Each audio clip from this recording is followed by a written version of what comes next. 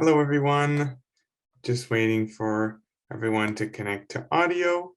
And as I'm sure you saw the pop-up when you joined, we'll be recording this session. So it's okay to keep your cameras off, and no worries if you miss a bit of the beginning. It'll all be made available to you either probably soon, and we'll send an email to you with the link to the video, so not to worry. And great. So today is part 2 of our Hawkeyes University Admissions Workshop series, and today is all about the application process. Yesterday we had a good panel discussion about how to pick a university and how we picked our own programs and some good pros and cons of every different program. And so now we turn to, well, now that you have your school in mind, how do you actually get in? And what are some tips that you can use to make a strong application? So great, a little bit of admin stuff before we begin. This is what the sort of flow of the workshop will look like. Same as yesterday, we'll have about 30 or 40 minutes of content, and we've left a good amount of time for questions that you may have at the end. So feel free to ask either myself or any of the other presenters in the panel any questions you might have. We have here today Emma, Timothy, and Sarah, and myself too. We're all post-secondary students, and we all applied recently to universities and to our own programs at UBC, SFU, and UofT. So any relevant questions, we are more than happy to answer. And you can see the whole preview of topics there really covers everything application related. So we'll start with some introductions. My name's 𝗨𝗵𝗃𝗃𝗏𝗀𝗃, and I'm in second year at the UBC Sauder School of Business. And I'm planning to specialize in accounting, although I don't have to choose until next year. And yeah, business has been really great so far, and I am loving my major. And Sarah. Hi, my name is Sarah, and just like Kevin, I am also a second year student at UBC in the B+MM program, which is the Bachelor's and Master's of Management program. And I'm currently in the Faculty of Science, majoring in Statistics and Computer Science. Hello, everyone. I'm Timothy Kang. I am also a second year, but I am in Simon Fraser University's School of Interactive Arts and Technology program, where I'm studying design and interactive systems. Hello, everyone. My name is Emma. I am a third year computer engineering student at UofT. Sorry for the typo on the slide there, Emma. Third year at UofT, yes. Yeah, I specialize in AI and control systems, and I'm also doing a certificate in engineering business. Wonderful. Thanks for introducing yourselves, everyone. So we'll start by talking a little bit about admission requirements just in general. And we've compiled a whole set of links, and we'll send out this presentation soon along with the video, so you can peruse these links at your leisure, because each school has different requirements for courses and for any other admission items. So it's always good to do your own research and to dig a little deeper while you're applying or before you even start applying too. But for now, we'll talk a little bit about the process of application, and we'll start with UBC, and I'll pass it over to Sarah for this slide. So I'm just going to go over a little bit of the basics of the UBC application process. And at the bottom, you can see some of the main components of the application, and we will go over some of these topics in depth more later as well. So starting off, the CWL is kind of your base where everything is compiled, and that's where you will kind of follow through with all the application steps as well as any additional components of your application depending on your program. So looking at this timeline over here, we are kind of right in this late September area, and now is when a lot of people will be starting to look at their applications, or hopefully if you're not pushing it to the last minute for the deadline. And you'll see that there are two deadlines, the early admissions and the regular admissions as well. So at UBC, the way the early admissions process works is really it's like a second chance to apply.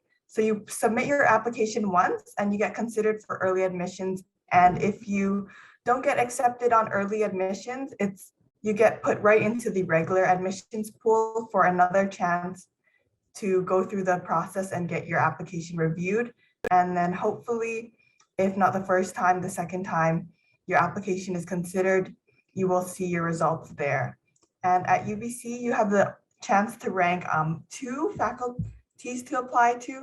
So just keep in mind, do your research ahead of time, look at what you want to apply to, and also look at the specific requirements each program has in terms of courses, and as well any of the supplemental application components that we'll talk a little bit more about later on. And yeah, if I might add as well, when you're applying for UBC and you have your first and second options, it's important to remember that the second option is really a second option. You can't choose to go into your second option if you get into your first option. If you're like, let's say you applied for science as your first option and arts as your second option. If you're accepted into science, you can't turn it down and instead go into arts. You have to take either your first option, or if you don't get into your first option, then you're considered for your second option. So just make sure that you prioritize which one you'd rather go into as your first option, and then have your second one as a backup instead of one that you would want to be in. Great. Yeah, and now we've gone to SFU. So compared to UBC and UofT, I think SFU is, depending on the program, can be a lot simpler to apply to. It goes through a central portal called Education Planner BC, which is a shared application tool for SFU, Douglas College, Langara, and a whole bunch of other BC universities. So it makes it a lot more simple. And for most programs, I think it's just a transcript application. And correct me if I'm wrong, Tim, but for some, there is a personal profile component, just like UBC. For instance, BD School of Business does ask you those same personal profile questions, like tell me about yourself, or like what's important to you. And they have the activities sections as well. But yeah, the more smaller programs that might be harder to get into will more likely have those supplemental components. And there's a bit of a timeline here for SFU as well, and we have some more info at the bottom there. It's always good to go straight to the source, especially for deadlines. But the applications for SFU are opening on October 1st, so right around the corner. And you'll have until January 31st to finish your application. And unlike UBC, I don't believe that there is any early admissions at SFU. It's just submit your application, and then at the end, they go through them all, and you'll be considered for your choice of major. And yeah, don't forget to submit your transcript, and the same goes for UBC. Everything, you kind of have to be responsible for everything. You know, you have to check which documents do I still have to send to the university, or what is outstanding for my application. And you probably won't get emails from them asking you to send these things in. So it's always good to check, in this case, Education Planner BC, or for UBC, check your CWL and check on your application to see if they've posted any other requirements or any missing documents that you have to send in. And now we go to UofT, which is the one that I think me and Sarah know the least about. So Emma will be picking your brain quite a bit here. We did some extensive Googling, and it appeared that the application process for UofT is sort of similar to UBC, with supplemental applications being a thing and applications opening relatively soon. I don't know, is there anything you could speak to, maybe your own application process, Emma? So I think first you have to pay for your application. I think in Ontario, there is a platform for all universities. So you first have to pay there and choose which programs that you want to apply to. And based on how many you choose, you pay different amounts. And I think I maybe chose 3 programs, and I paid maybe a couple $100. And then after you pay the fees, and then the university send you the required information to log in and start your application. Mhm. Oh, and by the way, if there are any questions, you're more than welcome to put them in the chat or to raise your hand as well, and we'll be happy to answer. And thanks, Emma, for sharing. So from the timeline, it looks as if the general application deadline is January 13th. Was there, or were you aware of any like early admissions program at UofT? I don't think so. It was just apply and the offers come out on a rolling basis. So probably as early as you can. Okay, thank you. Yeah, I think we don't know what the universities do when they evaluate your profiles and your applications. So maybe there is some benefit to applying early as opposed to the night before. I think in general, it's a good idea to not like put it off until the end, but as to whether you'll get like a result faster, who knows? Who can really say? Yeah, thank you for sharing, Emma. And is there any questions so far about just the overall applications or like dates and deadlines? No. Okay, great. Then I guess we'll move on to the first, I guess, more detailed topic of the day, which is transcripts. So a word before we get into the technicals, what are universities looking for in your transcript? So it used to be, 4 or 5 or more years ago, that there were core courses that universities like UBC and UofT and SFU would look at, like, for example, English 12 or calculus, pre-calculus 12. But now I think, at least since when I applied in 2020, they've shifted to a more holistic perspective.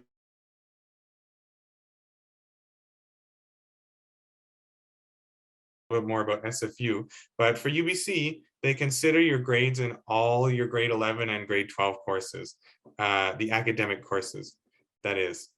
And they pay special attention to courses that are related to the degree that you're applying to. So if you were applying to math, they'd pay more attention to, calculus and whatnot. But if you were applying to, business, maybe not as much. So they're trying to get less of a uniform standard for everyone and more of a holistic, taking into perspective your entire educational journey in grade 11 and 12. And for SFU, they have something called List A and List B. So for List A, these are the courses that they mark as like critical to your undergraduate studies, and that is really important to do well on. And then List B is these courses that are supplemental to List A and that provide more well-roundedness to the student, but aren't strictly like mandatory to take. And I think the requirements vary by program and university, of course, so it's always good to check the website. But yeah, SFU has a nice List A and List B system, but UBC, yeah, they look at everything at UBC.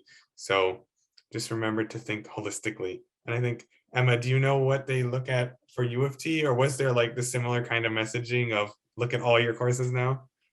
I think back when I was applying, I think other than the programs that require additional application, like things like interviews, they only looked at your grades. So you have to upload your transcripts, and basically that's all they looked at. And they mainly focus on grade 11, 12 courses as well, and courses related to the program that you're applying to. Mm-hmm. Yeah. Okay. Yeah. So that sounds pretty similar, I think. But awesome. So now, how do we send a transcript? Because I think when I was in grade 12, we had a whole workshop about this, and it was quite confusing, I have to be honest. But it's just really steps that you have to follow. So the first thing to do is to navigate to the BC Transcript Services, which is the hub for sending all of your transcripts. And then you'll be able to register for a BC EID, educational ID. And then when you log in, you'll see something like this, and you'd want to select current student.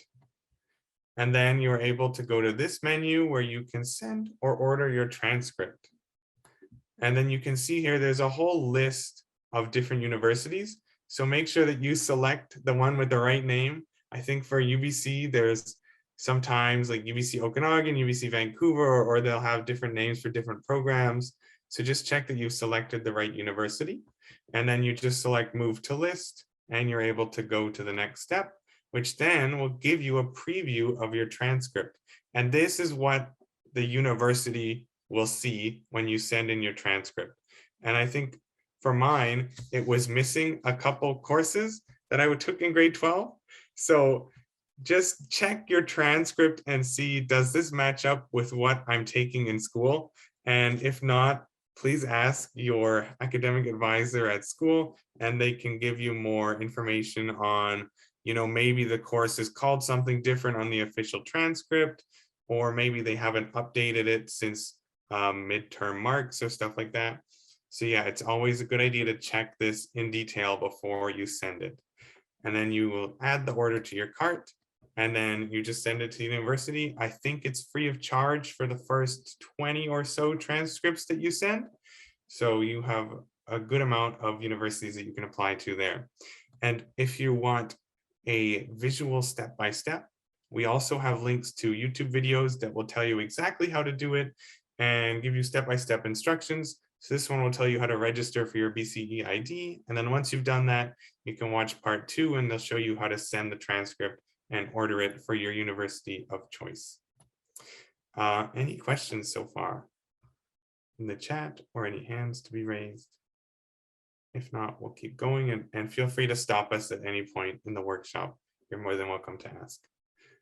So now we'll move on to, I think, the most substantial section of typical applications, which are the application questions. And so this would include things like the personal profile, the activity section, and your references as well. And I'll pass it over to Sarah for the personal profile. Yeah, so like Kevin said, these are some of the most substantial, probably the most time-consuming parts of the application. So here's a general roadmap or timeline of what your process might look like. And keep in mind that often these questions come in the form of short answer essay style questions. And though they may only be a couple hundred or 300 words long, typically a lot of the process is also spending time on reflecting on what you want to write about and how you can use these different questions. You only have so many questions to answer, but how you can kind of represent yourself as a whole through these questions. So it's important to keep in mind kind of all the preparation and some of these other steps on the screen here that are part of the process. So we'll start off a little bit about the personal profile.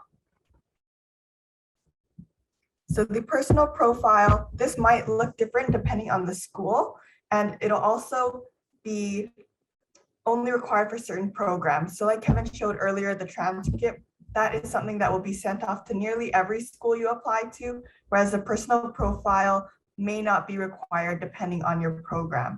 For example, at UBC, every student will fill out a personal profile with a few of the questions, but certain programs will have additional questions that you might have to answer. Or at SFU, like Tim was mentioning earlier, it is basically just a transcript, and there is an additional supplemental application for certain programs like BD for their business school. So the personal profile, the goal of the personal profile is really to give the schools a little bit more about you, your personal values and stuff like that beyond just the transcript. And on the next slide, here's some examples of what they might look like. So looking at these questions, a lot of them are very broad. For example, question 2 is, what is important to you and why? And with 200 or 300 words, it's kind of hard to sum up everything that's important to you. So it's really crucial to think about what your personal values are and how you can kind of represent your experiences and the work that you've done through these questions.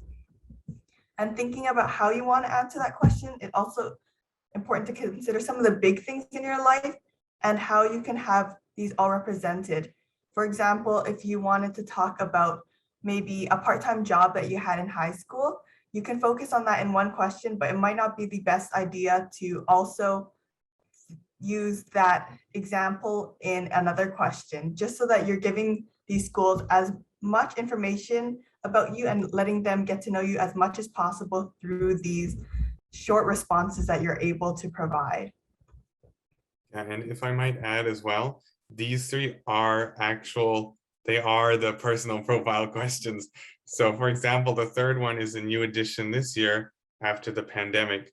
And by the way, for anyone who's in grade 11 or a younger year, if you Google UBC personal profile questions, you can often find a list of questions that they ask in the previous year, and 9 times out of 10, it'll be the same questions in the next year. So what I did when I was applying was I found these questions in the summer and I wrote up answers, 200-word answers for all the questions, because I knew when fall came during school, I wouldn't have time to write all of these, thoughtful answers. And in the end, I think 6 out of 7 of the questions I prepared for were on the personal profile. So I only had to write 1 or 2 extra responses once the application was open. So yeah, that saved a lot of time during the school year. And yeah, those first 2 questions, I remember those ones were used this past year, but they were also ones that both Kevin and I had answered when we were applying a few years ago. So they are useful to look at the previous years. Don't think that looking at them, they're going to be all different and you're going to have to start from scratch. But there is a lot of information online from previous years that can be really helpful. Also thinking about different schools, every school will have different questions, but a lot of the themes or your responses can be similar. So they might ask for certain scenarios or give an example of something, and you can use similar experiences or stories for your different responses. So having them on hand is really important because you can just adapt them a little bit to better respond to the question specifically, but you don't have to start from scratch for every school or every question. And on the next slide, we have some tips and tricks for answering these questions. The first one is pretty straightforward, a little bit more obvious, but they want to get to know you. So think of some of the more unique aspects in your life, whether it be experiences or community groups you're a part of, that will be something that they won't read on every other application. They go through so many of these every day that you kind of want to find something unique and also a little bit more specific to focus on, so they can really get to know you or a specific experience that you went through. Also, when responding to these questions, make sure you're focusing on yourself, not just the scenario at hand. If you're telling a story, make sure you include what specifically you did or what specifically went through your head during those times. And these questions are very broad, but try and be as specific as possible in your response, especially since you don't have a lot of words to work with. And that last tip there, having someone read it over, is also really important. Asking your family and friends can be great, and it can also be great to get their insight on what they think of you and what they think some of the most important things about you are. But it's also important to think about having other people outside of your bubble read it and see what they picked up or what were the first things that came to mind for them as someone who doesn't know you as well. So here's some criteria that they might be using as the admissions office to evaluate your work. You want to be able to kind of give an insight to who you are, but still kind of maintain a little bit of a professional voice as well when you are working through your application. And also be sure to highlight your accomplishments, whether that be through leadership or other groups as well. You have space to talk about that in your activities section, which we will go over later, but you might not have as much room to tell about the impact you made through that specifically. So this might be a good place to include that as well.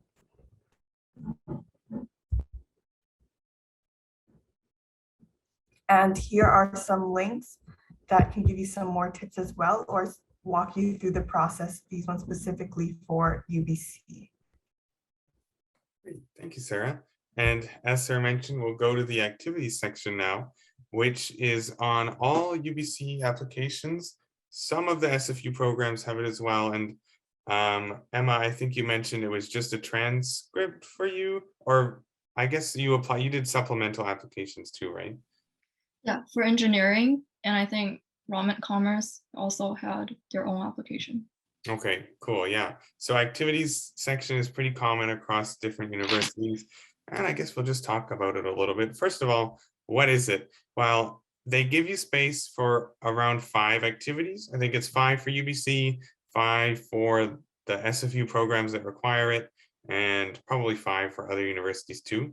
And important to note is that it's pretty broad what they count as an activity. Could be a club, could be community responsibility, a job, or it can even include awards and sports as well. So they're fairly broad as to what they include as an activity. And I think the hardest part is that you have to describe your role in the activity or the award in only 50 words, up to 50 words. And also speaking back to the personal profile part, I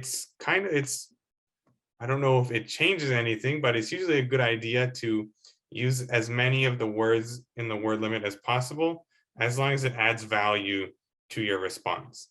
And it's especially critical with the activity section because you only have 50 words. So you want to maximize like how much content you're saying in this small amount of words. And one of the best ways to do that is to use the STAR format, which stands for situation, task, action, and result. And this is actually a recommended format for a whole bunch of different application and interview and business scenarios. Just a really good way to formulate your involvement in a situation. And so the situation is obviously just the background of what happens or what you're doing in your activity. So for example, we'll give examples later, but and then once you've described the situation, you can begin to describe your space in that background and what your responsibility was.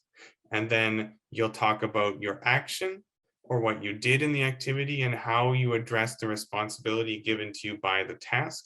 And then, of course, it's always important to speak to a result. It's a good idea to try and quantify your activities section as much as possible, just so there's some sort of like concrete evidence that what you did in this role made an impact. And it's usually really easy to do that with numbers. And so for an example, let's say one of the questions was, tell me about a time when you performed well under significant pressure.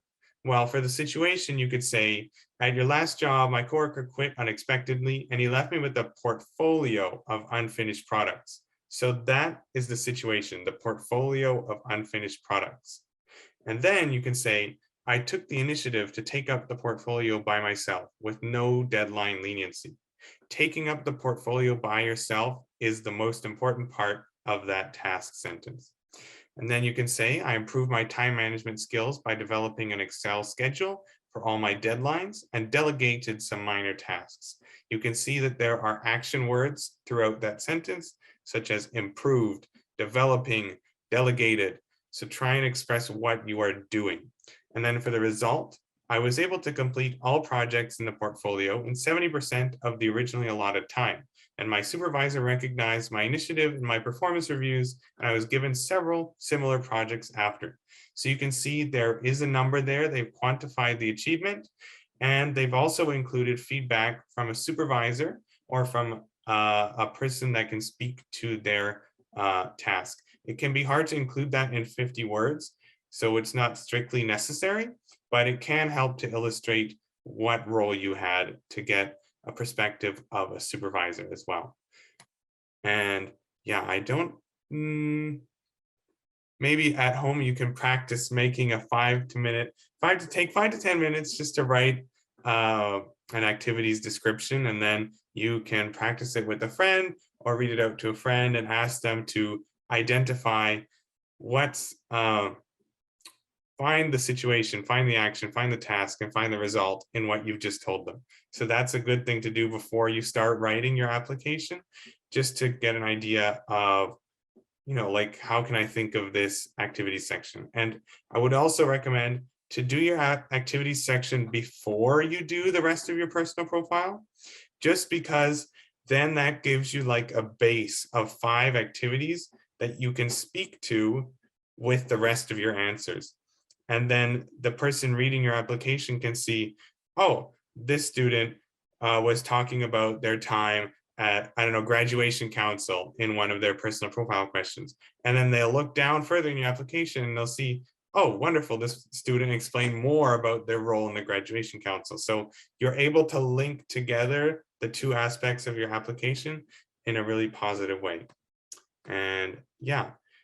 And then the last part of the UBC application in general, and BD asked for this as well, is to have references. And just in general, with references, you always have to ask your references first before you put them on your application. You don't want UBC or whatever university to contact your reference, and then your reference is like, I don't know who this is. What do you mean? So for UBC specifically, one reference has to speak to your activities section, and one reference has to be a school official. You can mix and match, so you can have one that is both the school official and that can speak to one of your activities, as long as you meet those requirements. And of course, they can't be friends or family because they would have quite biased perspectives. And yeah, as I mentioned, the universities may or may not contact your references. They really don't say anything about that. So just be aware that they could send like a pamphlet or call your reference. And you're usually required to get your reference's email and phone number. So really, there are many ways they can contact them. And any questions about personal profile, activities section, or references?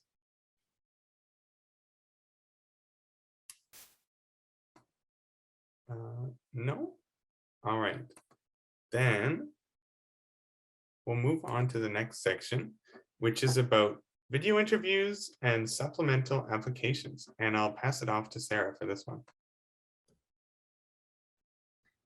So our last section here on video interviews, this is something that's even more specific than the personal profile. So this will be specific to your specific program at your school, and not many programs require it, but this can be an important factor for those applications, for those programs that do require it. So there are just a couple of the programs at UBC and UofT that do require video interviews. So here's a little roadmap of a video interview. So basically, a video interview is a short response, and usually they are live, of you responding to a question, an interview style question. And these questions can really come in a wide variety of forms. They can be asking about a specific experience or asking you to reflect on a scenario they're giving you. So it's kind of tricky to prepare for, but there is still a lot that you can do beforehand to try to prepare yourself for the interview.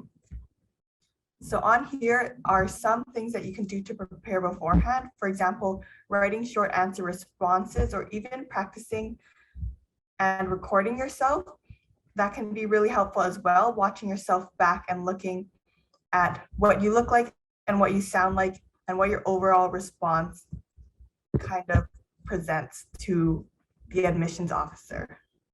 If I might add as well, I think it's an important idea to get all the other parts of the application done before you do the video interview, because then just the same idea as doing your activities before your personal profile, if you do the rest of your application first, you have already sort of written up good responses to questions, and you can reference those same ideas in your video interview. Because I think I remember one of my interview questions was, what's a time that you would do over and how would you improve it? Like, what's an activity you would do over and how would you improve it? And the second question was, what aspect of your school community are you bringing to UBC, and how do you do that? So you can see it's very like not easy to answer. Definitely not easy to answer the question. So it's good to be personal, and yeah, I'll let Sarah speak to the rest of it.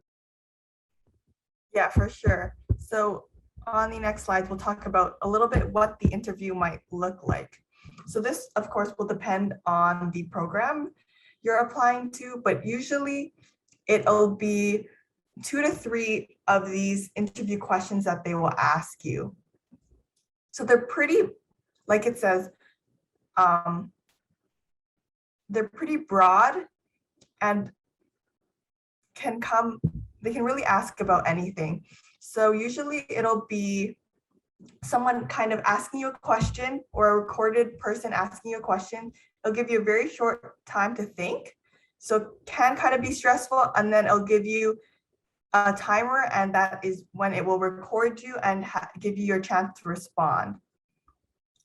So because a lot of these are live, you kind of do just have to make up your mind quickly of what you want your response to be with, go with it, and then think of what specific attributes you're going to use to fill the time in your response. Yeah, that's a good point, Sarah. And also, it's all in one go, except for Rotman. Rotman School of Business gives you the questions in advance, but like for UBC and U of T, once you start the video interview, you have to finish it. There's no like pausing, and that's especially important to note for U of T engineering, because they were talking about how they have 2 video responses and a written response, and you have to do it all back to back without stopping. I don't know, Emma, what did you have to do that, or what did you think of it? Yeah, everything you have to do, everything in one go. And you really just have to calm down so that you prepare for the next question. Do you have any like tips, or how did you find it yourself? I think the first video question was very stereotypical interview question, things like, why did you choose engineering? Or, tell me your strength or a weakness, or a time that when you encounter something difficult, and how did you solve it? And then written question was similar like that, but you just have to type it up. Remember to check the time when you're typing.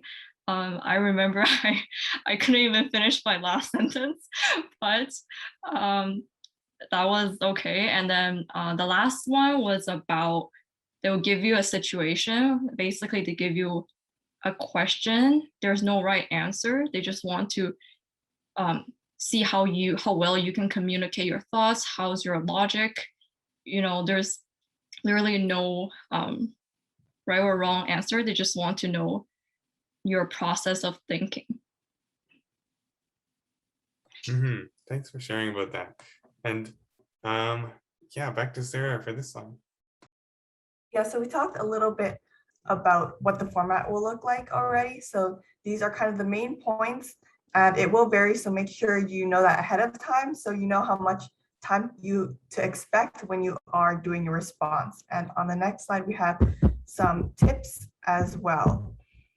So keep in mind that when they are evaluating these interview questions, they are paying attention to what you're saying, but also they are looking for how you present yourself, how you speak, and also what areas you focus on in your response, whether that be bringing up a story to tell and reflecting on what you thought throughout that process or after that process. That can be something, a way to format your response. So it's more than just what you say, but also how you say it. And to prepare, there's really quite a few different things you can do to prepare. Like Kevin said, doing your other sections first is a really great way to do it. I remember when I was doing my video interview, I had my notes out from when I was brainstorming to my written responses, and that's a really great way in your 30 seconds or minute to think, to kind of jog your memory and think about which one of these activities can I relate to this question and tell a story about. Because talking about a personal experience isn't something that you have to prepare a lot for ahead of time, because it's something you went through. You can kind of talk on the spot about it. So that's a really good way to approach it. Also, looking online for practice videos.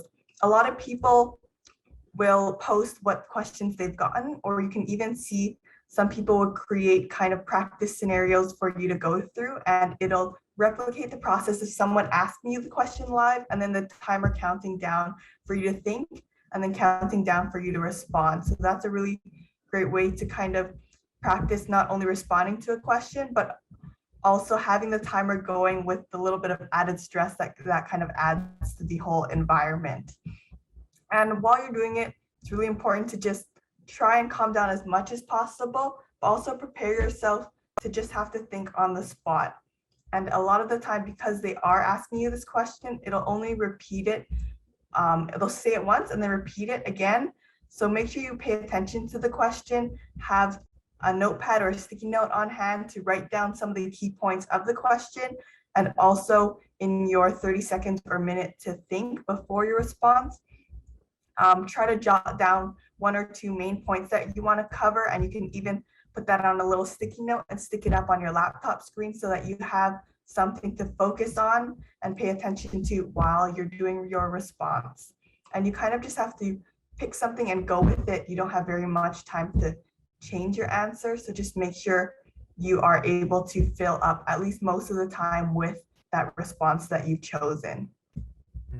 And what I did for mine is I put sticky notes around the camera, so then when you're looking at your notes, it still helps you keep eye contact with the camera, because it's important to look professional and you're looking at the right spot. And yeah, that's a little tip there.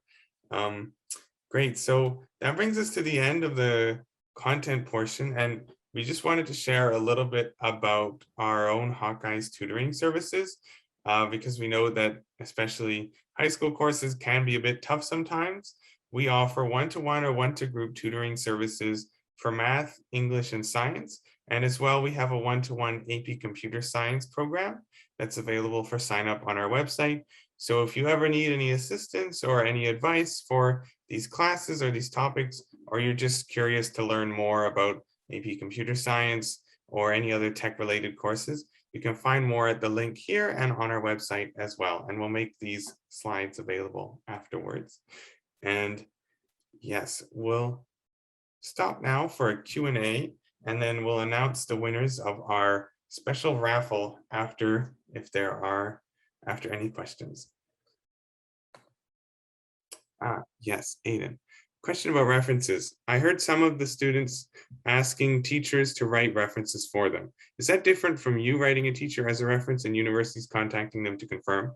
Yes, so some programs will require teachers to actually write a written reference. So they might give a sheet with some questions that the teachers will answer, that the reference will answer, or the teacher will just write like a letter, like a whole letter about you.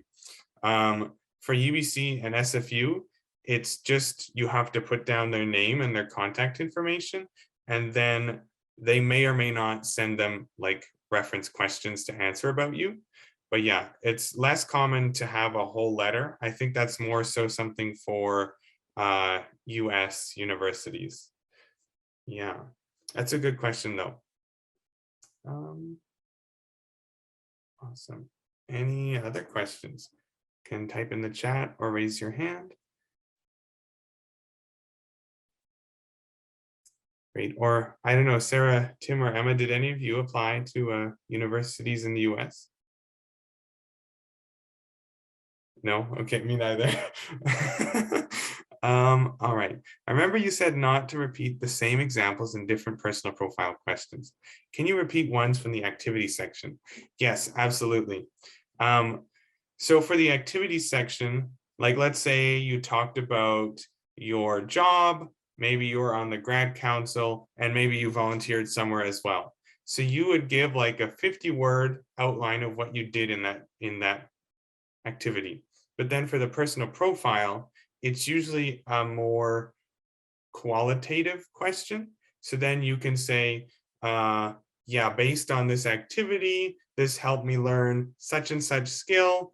And so, yeah, you can build on your activity section in the personal profile. And that's a really, really good idea to do as well, because it sort of links it all together.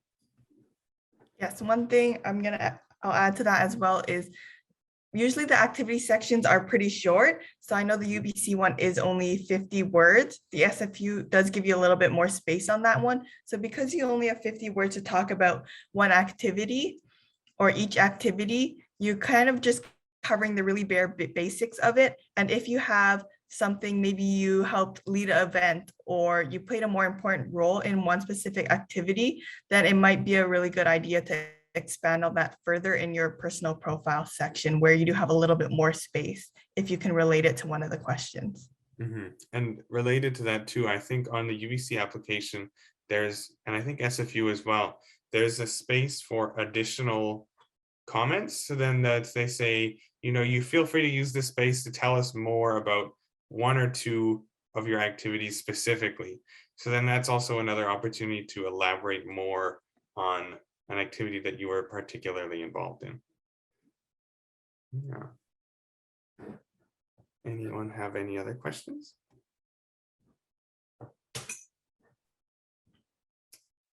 Cool. Well, we're going to pick the raffle winners now, but we'll come back if there's any questions. Oh, yes, interviews are only for some programs.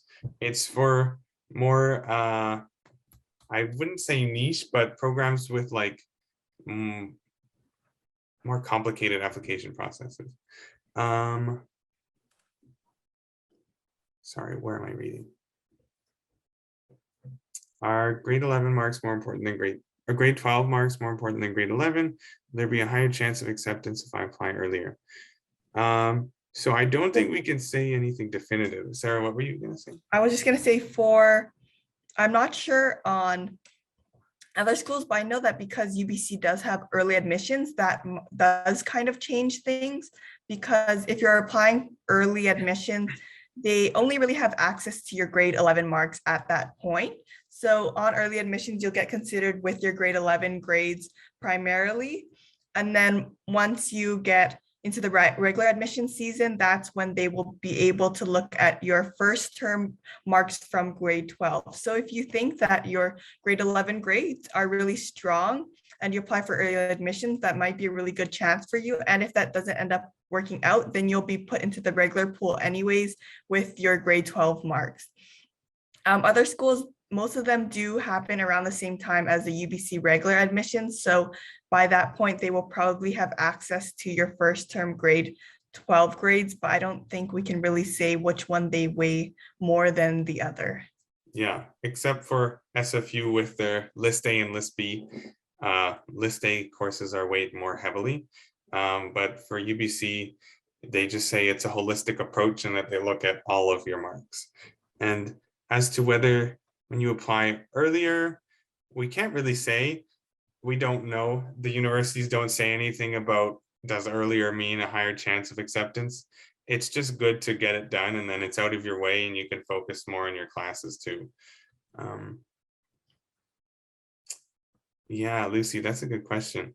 Tim, Emma, or Sarah, do you have any thoughts on like how to make your profile questions sound like less cliche or more unique?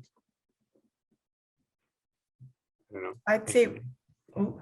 I'd say one thing is really focus on what you did, because those are the things that are going to be really specific to you. Talking about what specifically did, who you worked with, and things like that are going to show that you took action, but also aren't really things that other people are going to say. No one really did things exactly the same way you did. So if you focus on that, that makes it really hard to kind of get stuck in the crowd. Also, it's important to focus on what you learn, and that kind of can tend to be more cliche depending on how you put it. But if you're relating it specifically to the experience or to a experience, that's one of the best ways to kind of show them who you are and everyone's experiences are different. So that's one way to kind of stand out. I'm not sure. I think Tim was going to say something. He might have a different perspective. I thought Emma was going to say something first, since she Yeah. unmuted her mic first. It's okay, you can say it first. All right, I'll try to keep mine short. Yeah, it is definitely a very tough thing to write for the personal profile. I wouldn't worry too much about sounding cliche or not. I think the most important part is definitely getting somewhat of a holistic experience during high school. Try to do more things, and the more experience you get throughout high school, whether through extracurriculars, student council or sports or music and things like that, the more experience you have just within high school, you'll kind of get a better idea of what to talk about and what you learn from it. So as long as you kind of get your foot wet, kind of do a lot of things in high school, I think you'll be okay. So I would just add on to Sarah. I think what Sarah said was really helpful. So make sure to include what you did specifically, how to impact other people around you, and maybe add a little reflection, like how did it impact you in a way? And it doesn't have to be something big. It can just be something like a small event that you went through that really left an impact on you or other people. So you don't have to think that it has to be a really big event that you have to talk about. Really Also, oh, sorry. One last note on your other question on interviews. Like Kevin said, it will be only for specific programs, but there might be other things that these programs ask for. For example, some programs might ask for portfolios, for example, architecture. And I know also for my B+MM program, there was also another application step, which was a pre-recorded video that you had to upload. And specifically that one, it was 1.5 minutes, and the admissions for that one was evaluated separately from the personal profile. So I was able to repeat stuff from my personal profile in that video because they wouldn't have access to my responses to my personal profile questions. So just those are some extra things to think about for some smaller programs. We'll have different things like portfolios and stuff like that. And Aiden, your question. For schools where it's just a transcript, it is kind of hard to stand out unless you have stellar grades. That's, I suppose, one of the benefits of a personal profile. It's a lot easier to communicate your value and your worth as a student beyond just, like your mark in pre-calculus. So I think it's definitely, I don't know, Sarah, do you have an opinion on this? Without grades at all, or without a personal profile and solely on grades, I think that's one of the hardest ways to stand out, because a lot of the time they will just calculate straight off your average or your GPA to determine the admissions. Different ones even with personal profiles or interview questions, some might have 1 or 2 and they might not even weight those too much. So that will also put a lot of pressure on your grades. Sometimes schools will also look at what courses you specifically took, if they're kind of geared toward your program, or if you took a more challenging course, or for example, AP courses. That might be one way, but besides that, it is really difficult to stand out solely on grades. Mm-hmm. And Christy, really good question. I don't remember my exact average, but I think mine was in the 90s. But I will say this, for my program, because there was so much supplemental application, because I know friends from different schools and from different countries had gotten in with averages, ranging from the mid 70s to like 99%. So if it's a program where there's like a lot of supplemental stuff you can include, your average is not like the only thing they look at, right? So there's a lot more going on there. In terms of extracurriculars, I did grad council, I had a part-time job, and I volunteered at my church. So that was my 3. I don't know, Sarah, do you want to share what you did in high school? Mine were also pretty similar. Kevin and I were both on grad council at John Knox.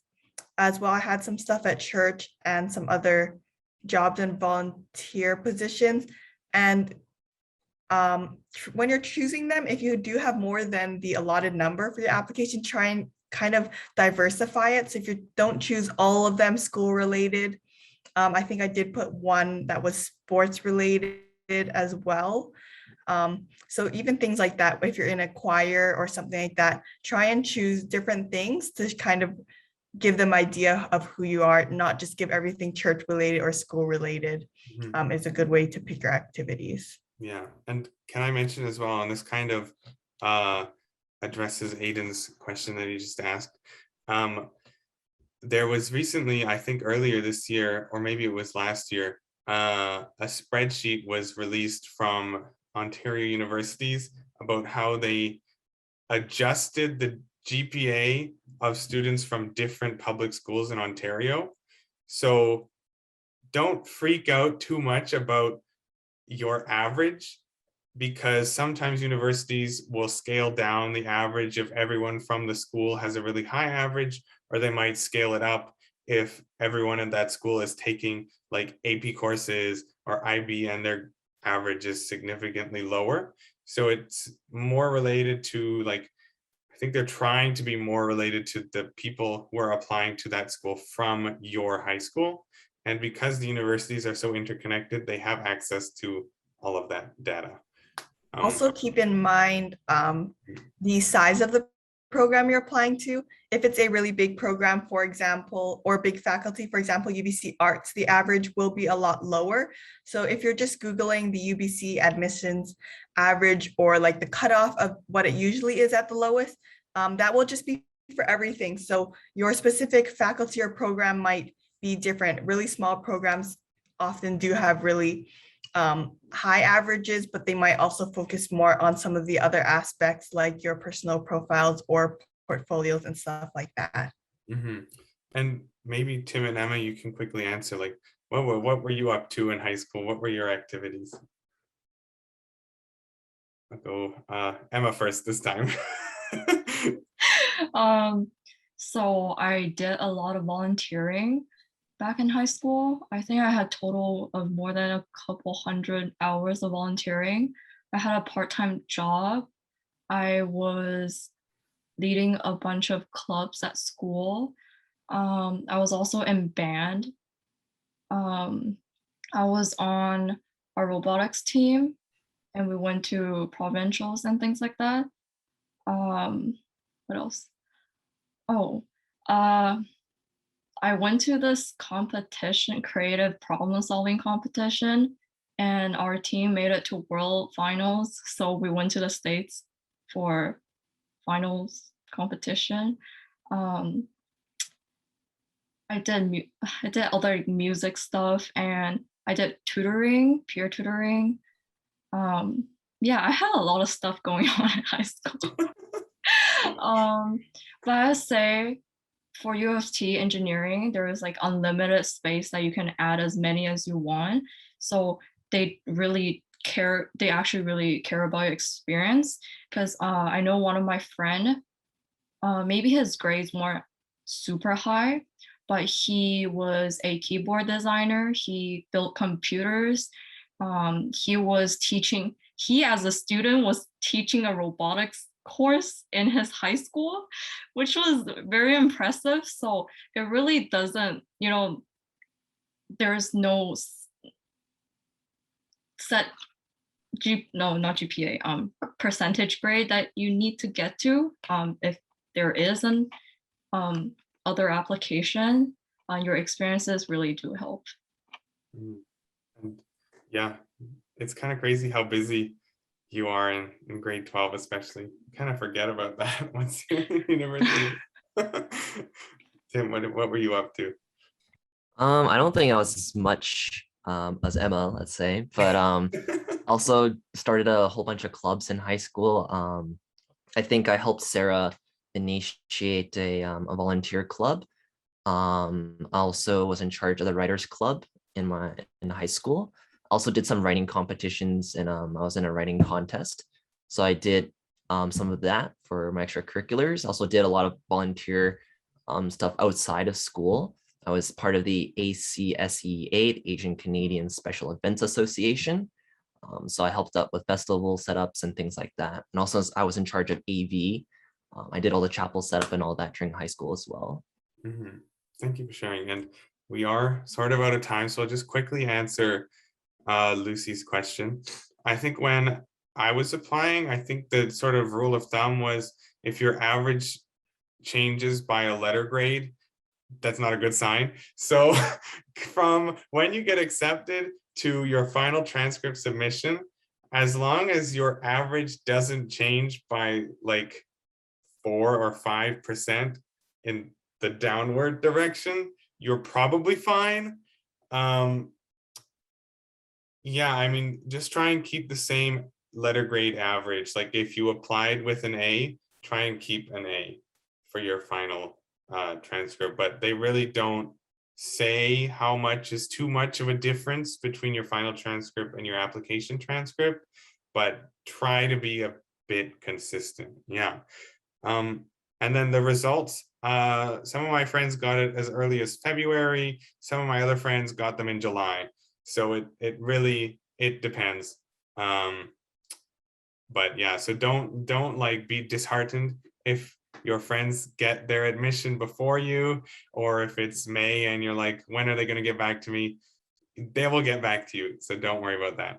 And now we'll pick the raffle winners. So we have 2 $10 Amazon gift cards set away for whoever wins our random draw based on who was able to come to the workshops. And Sarah, do you have the winners, or should I?